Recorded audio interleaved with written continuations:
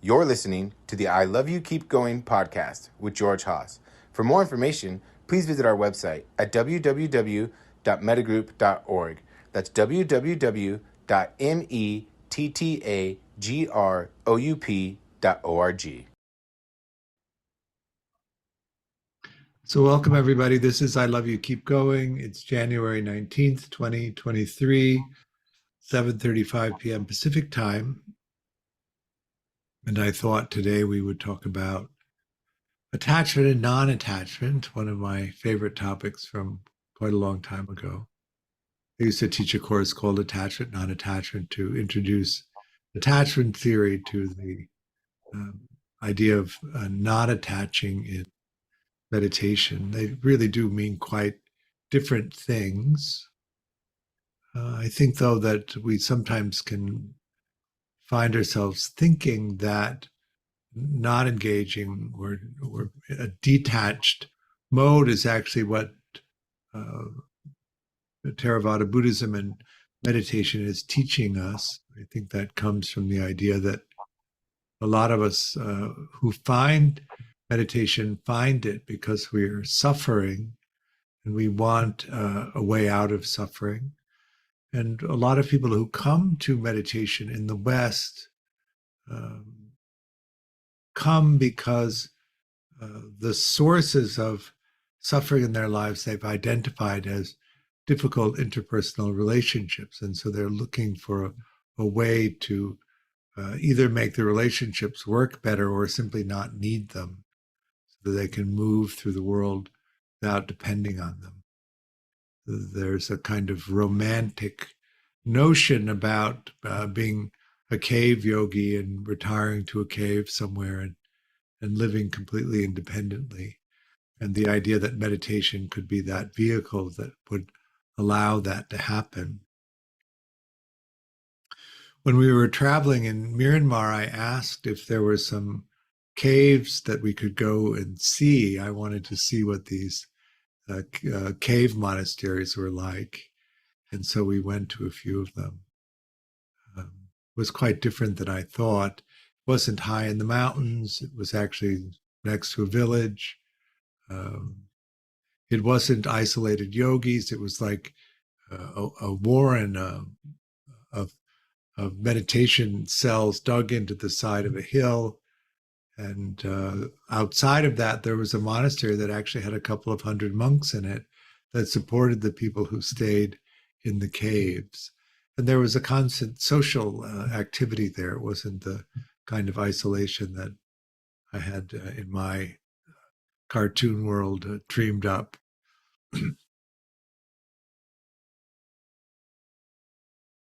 In attachment theory, of course, we're talking about making these connections with other people that feel safe, that are actually supportive of us, so that we are emotionally regulated enough and nurtured enough that we can then pursue exploration and derive the meaningfulness of life from that exploration. And then have a social network where we can share that experience, the experiences of our exploration in. And non-attachment in the Buddhist sense has a micro and a macro understanding, I think. In the micro sense, all of the sensing experiences arise and pass, and we fixate them or attach to them briefly, which creates the experience of conceptual reality from ultimate reality. And we simply have a light touch which allows them to come and go without grabbing onto them. Grab is the word that Dan Brown used to use to describe this. Our attention grabs onto a sensing experience and then we don't want to let it go. And so we resist letting it go. And that's the origin of suffering, or we fixate something and then we have an aversive reaction to the experience and we attempt to push it away. So the grab is that we don't want it. So that's at the macro level. In the just the flow of sensing experiences arising and passing, or you can push into a flow state with that, They're just coming and going, or you can find that you're grabbing on to pleasant sensations, resisting unpleasant sensations, ignoring uninteresting sensations. And it's easy to think that in not attaching in the way that we talk about in terms of experience, that that also applies to relationships. We want to get to a place where we don't actually have to attach into relationships. And in attachment theory, of course, what we understand is that we live in these human bodies, which are designed through evolution to uh, require complex social interactions. We have these bundles of neurons in the brain, which are only in species that have complex social interactions, that actually the attachment system causes us to seek proximity to people that we think are safe and who will protect us. And that when the attachment mechanism goes off, the only thing that really settles it is this connection to other people, and that it continues to get more and more distressing until we actually find that connection and can settle into it. So that the way that I like to think about it is that we want to be able to fully engage in the experience of the present moment, which includes fully engaging into connection with other people. But at the same time, we don't want to cling to it and cause ourselves to suffer from it. When you're establishing your social network, one of the things to pay attention to is how useful people are to you in terms of your capacity to regulate, and how useful they are to you in terms of supporting your exploration. We have a kind of fuzzy romantic idea about the utility of relationships. I think that we're supposed to love people um, that are close to us, and that is the main motivation. But I like to cleave apart love and care. We need to take care of people so that they're in good shape to take care of us, and they need to take care of us so that the support that we get from interpersonal relationships actually is useful to the kind of exploration that we want to do. Human babies are, of course, completely dependent on the care that they receive to survive, and if they don't receive enough care or the right kind of care, there's actually a fail-safe mechanism and that shuts them down so they don't survive. But if they have the right kind of care or enough care, they do grow and develop. All of us sitting here have grown and developed throughout our lives by receiving the necessary care coming from the people that we've been able to put around ourselves and through our own contributions. We're born, we're dependent on care. The care that we give creates the experience or the expectation of what we can expect from ourselves and from the world. And then that's the model that we take forward, a representation of that early experience of care into the world, what we're capable of, what we can expect from other people. In secure relationships, according to attachment theory, the expectation is that you can take care of yourself. And the expectation for the world is that the world is filled with people who will be happy to engage in relationship with you and share that caring exchange. If you grow up to be dismissing the ordinary conscious experience of self, is that you're this fantastic person, and everybody else is not quite up to it, doesn't quite measure up. But if you would peel away that surface, what you would find is that at the core of this is this terrible sadness that nothing that they did as children was enough to get an adequate response from their caregivers. So there's a terrible sadness at the core of that, which they then inflate the sense of self to avoid touching into. Uh, in childhood, of course, the experience is that there's nothing I can do. I'm not good enough to get the care that I need. But as you get older, you flip it, and then it becomes, I'm this wonderful person, but you're not up to taking care of me. And so everybody else is devalued, diminished in that. In terms of exploration, because dismissing people have a tendency to transact the care that they want, they pursue things that provide them with the resources that they can then use to transact the kind of care that they want to receive. It's not reciprocal, it's not collaborative. Secure people tend to collaborate. They recognize that they have an agenda and that the other person has an agenda, and they collaborate with the people in their lives so that each person can reach a successful conclusion with the agenda that they have. But in dismissing adults, really, the dismissing person's agenda is the only one that matters. And the other person's agenda, even though they provide care, doesn't. Preoccupied adults think of themselves as inadequate to take care of themselves. They think of everybody else as capable. And that really their mission in life is to latch on to somebody else who can take care of them, because they're unable to do that. This comes from a childhood where the care that was provided was inconsistent, and the child couldn't predict how they would ask or what they would have to do in order to get the care that they needed. It was always dependent on the state that the caregiver was in. And then disorganized people see themselves as incapable, really, of getting the care that they need, or undeserving of getting the care that they need. But they see other people as perpetrators, as people who will harm them. And so they have a tendency to withdraw from social interaction. But these become views that are fixed. We talk about that in understanding the nature of how we experience things.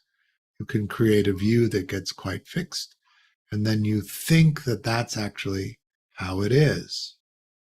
So what we're talking about here then in the non-attachment side of things is that this is a view that's been formed by conditioning. We need to begin to penetrate into the experience that formed these views, and then stop clinging to them, stop grabbing onto them, and allowing them to open up so that we can see clearly what actually is happening now in the present moment. Is that making sense? And so we do this through different meditation practices. First, seeing how we make things. So you have the capacity to sense the object that can be sensed by that capacity. When there's contact, a consciousness of that sensing experience arises. It's evaluated for urgency. Does it need immediate attention? Does it not matter whether we get to it? Is there time for a pleasant experience? And then the process of it is ordered. As a particular sensing experience gets to the top of the queue, it's compared to the perceptual database. And if there's a previously experienced sensing experience in the database that maps closely to the current one, the meaning attaches to the undifferentiated sensing experience. So attaches is what when we say attach or non-attach in Buddhism, what we mean is that the raw, undifferentiated, unfixated sensing experience is attached with meaning and becomes a representation of conceptual reality. In that process of conceptual reality is also the intention that we might take and the action that we might take. And if we do take an action, what result there is from taking the action.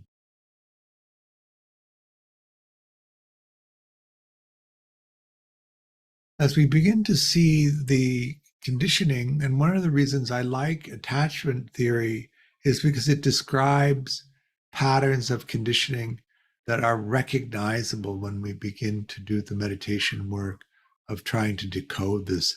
The whole experience of self and world in the beginning can be quite daunting to try and decode to understand what's actually happening. But if you have these patterns, these that you can begin to recognize, it actually is like a key to a map that unfolds in a way that makes it easier to see. It's one of the reasons I talk about working with attachment conditioning as a preliminary practice for Westerners. It helps us explore the things that we need to see in terms of the nature of this human condition where we create a sense of self and world through our perception of it, and that we can create it in many different ways, and that everybody is creating a sense of self and world through their perception, their conditioning, because everybody's conditioning is different. We just create different experiences of, even if we're in the same room experiencing the same thing at the same time, because our conditioning is different, we create a different sense of what's actually happening.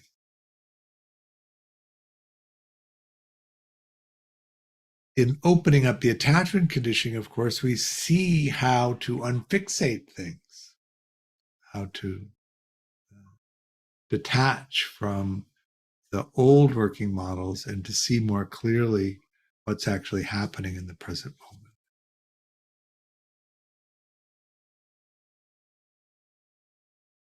So we look at it first in terms of the Vipassana side, or breaking things up. This is how I make the experience of the world. How closely does it match actually what's happening?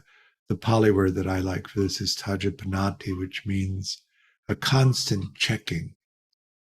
You're constantly evaluating the way that you've created conceptual reality by comparing it to the ultimate reality, to make sure that the way that you've created the experience of the present moment is a reflection of what's actually happening in the present moment and not wildly distorted. The thing about attachment conditioning is it's very stable over most people's lifetime, and the views that it creates are very compelling, very convincing. So part of this process is to understand actually what happened to us and how we use that as a basis for forming our experience of the present moment and reevaluating the rigidity of some of these views or viewpoints.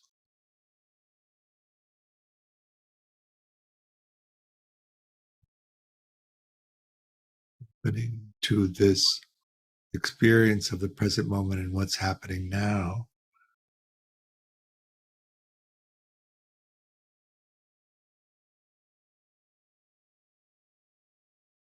Often, when we come out of the childhood experience, if there isn't a need to normalize what happens, we think of it as normal.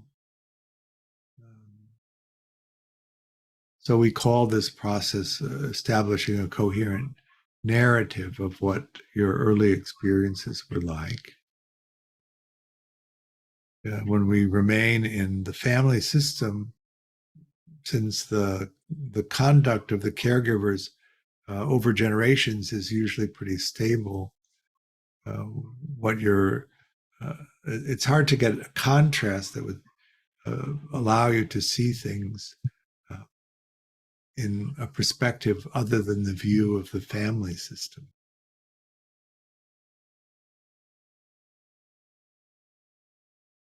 So one of the things is this exchange with people.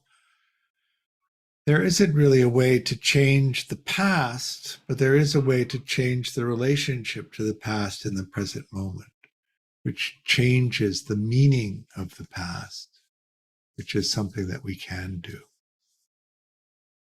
to understand it differently, so that when we make the sense of the world now, we make it in a different fashion than we did without that understanding.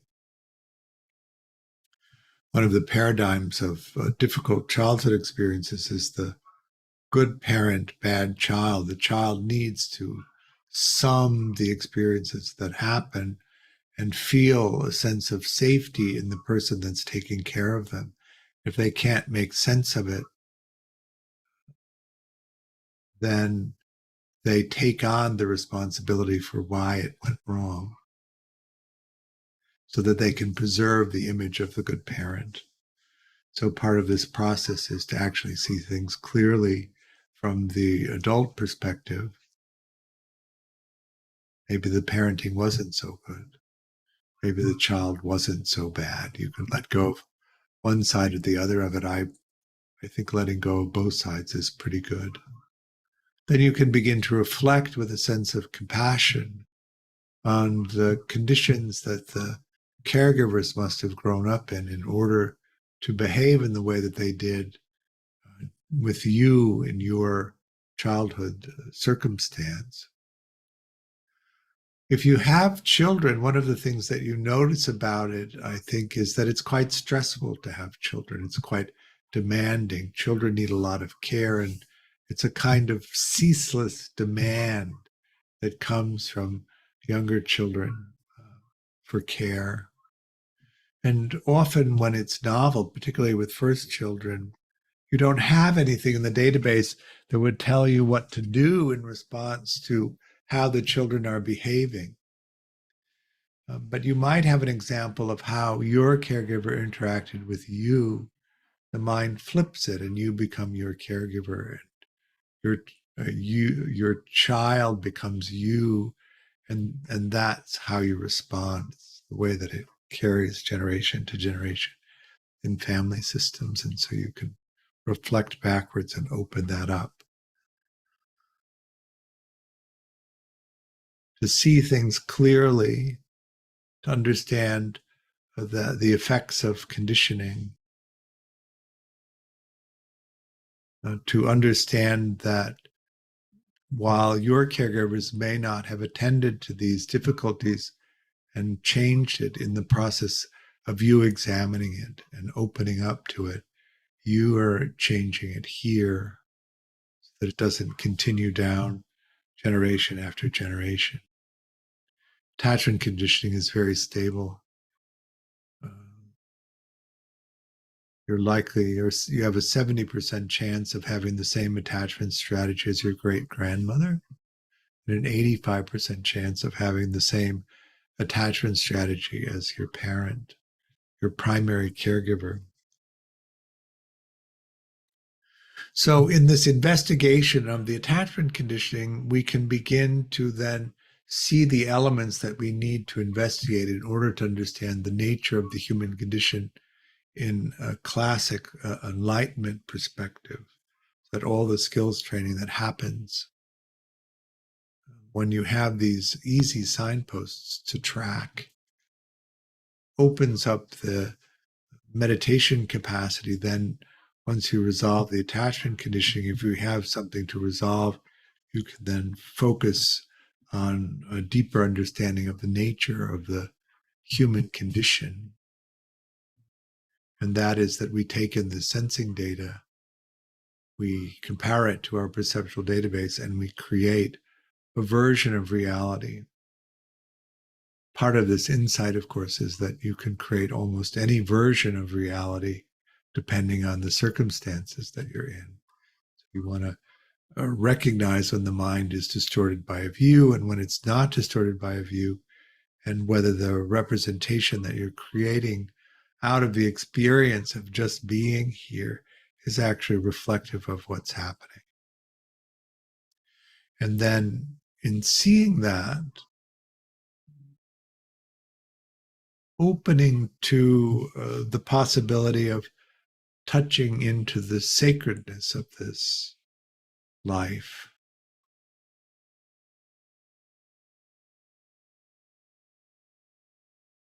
This was a conundrum for me for a long time.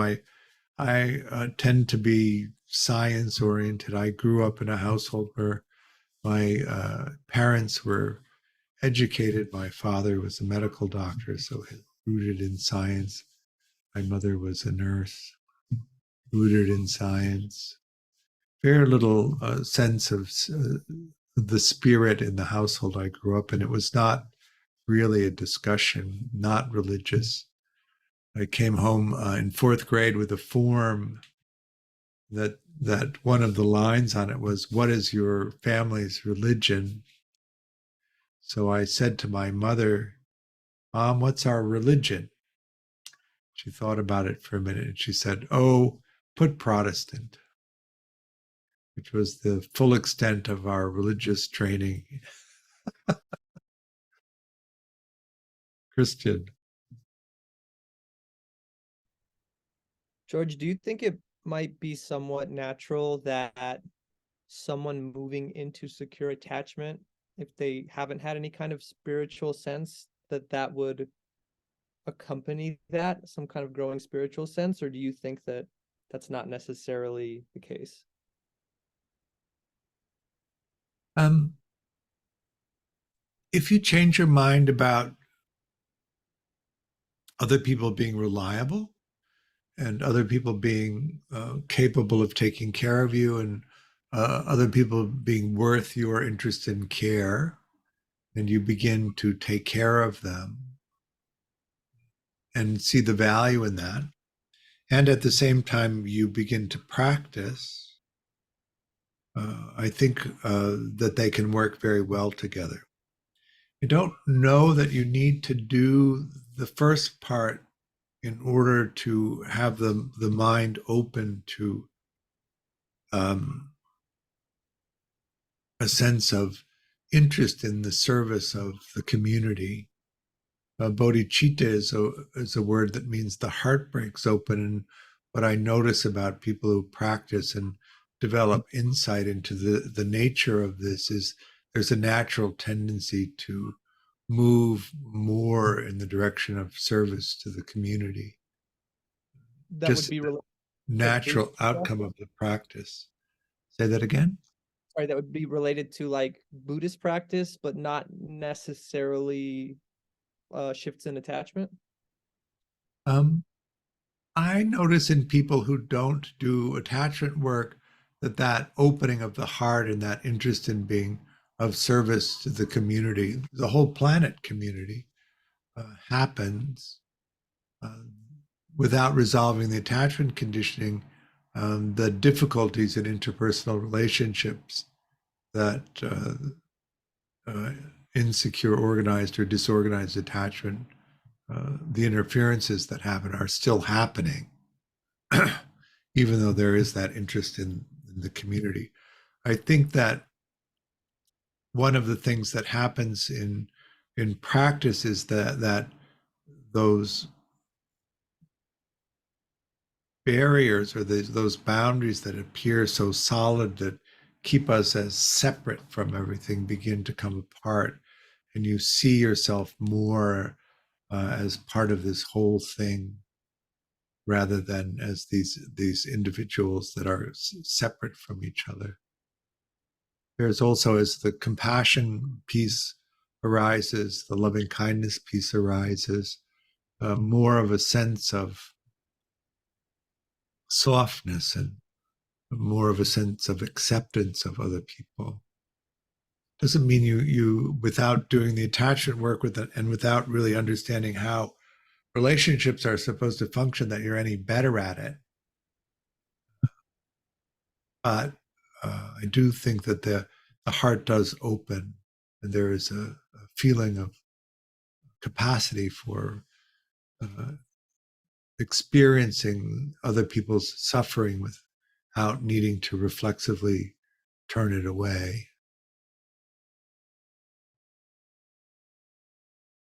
I think that practice is harder if you don't have support.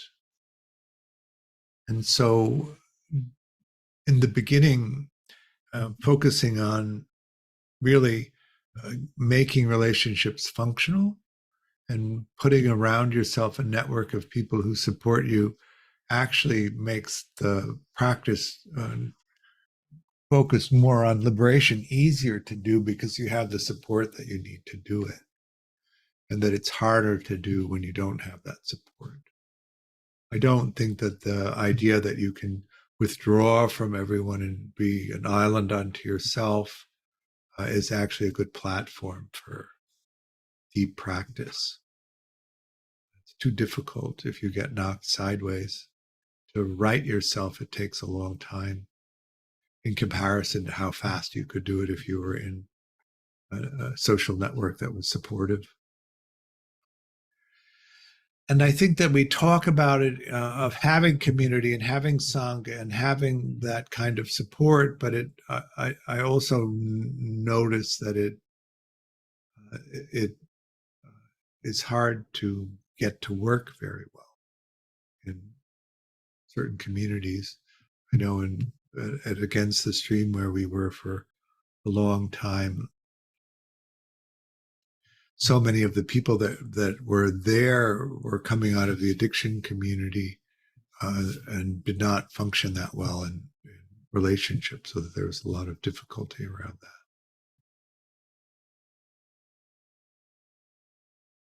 A wonderful community of support and an interest in being supportive and developing, but at the same time, a difficulty.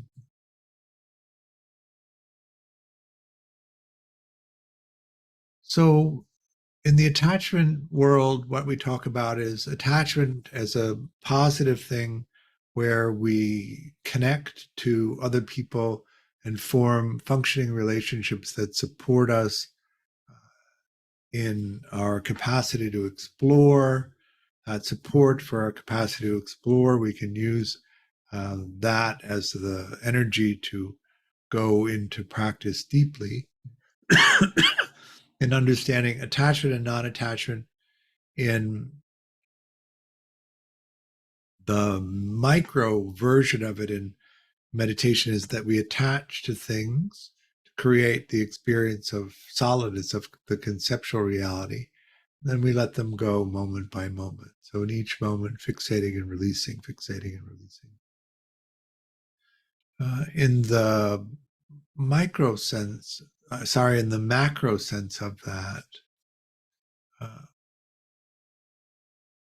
I think it is a misunderstanding to say that we don't connect in relationships to anyone.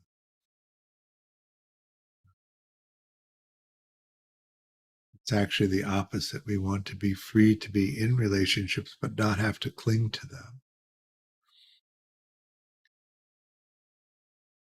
In relationships where you're committed and you're supportive and you keep your agreements with people, that is not necessarily clinging. Recognizing that all things come and go, including all relationships, but at the same time being capable of supporting and putting the time, energy, and resources into relationships that are productive are not contradictory. You can have supportive relationships that are long-term and at the same time not cling to them. Understand the impermanent nature of everything. Still value them and still try to keep them as long as you can. And then experience the loss. One of the things about impermanence is because everything is lost, we need to get good at losing things so that it doesn't create that clinging environment that causes us to suffer from it.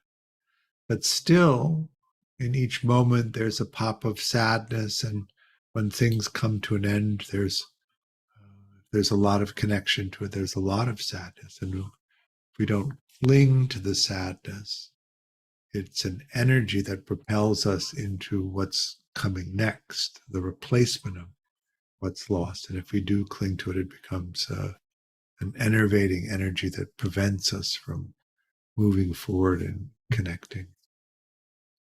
Is that all making sense?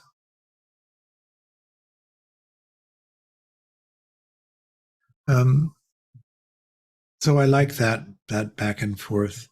I think attachment theory, when we use it as a platform for developing our meditation practice, we can put together a social network that will support a deep practice, support that our exploration in that. And then we can learn the true nature of the human condition, which is that everything is impermanent, that the self is not substantial, and that we live in a body that will go through its process of birth to death. Not much to do about that, but we can have traveling companions along the way as we go. And so we can find meaning in that. So let's do some meditation practice. What do you think? Loving kindness or insight?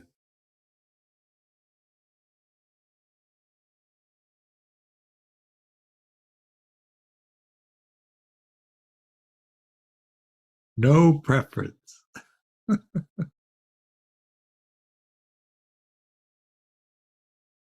right. Let's do some insight practice. How'd that go? Easy to do once you know. That investigation of where your attention goes is really interesting because it's selecting the little tokens that you make self and world out of. You can get a real sense of what you prefer, which is an opening into the nature of your conditioning, how you hold self and world. So this Saturday is the third in the series of level 1 that we're currently in. So there's this Saturday and the following Saturday. We have a level 2 starting a few weeks after that. We're actually going to do another level 1 in March. We're going to do an EU level 1 in April. We have the retreat starting in June in Utrecht if you're interested in sitting for a few days. We've been talking about doing a retreat in Thailand for 3 weeks in November. So that seems to be coming together. Might be fun. Anyway, that stuff is on the website. Take a look. We have a new chapbook out called Secure Strategies or something like that, which is a dialogue about the nature of secure attachment, which people have been liking quite a bit. So take a look at that if you're interested. I offer the class on a Dana basis. That means that I offer the teaching freely, but I do hope that you'll make a donation if you can. There's a link on the website to do that. It supports me and also the work that Mettagroup is doing. We really appreciate your practice. Christian. George, I'm performing on violin tomorrow, so send me some good meta vibes. Okay, awesome. Record it. I'd like to hear it. All right. Wonderful. Fingers crossed. We'll see you soon. Bye now.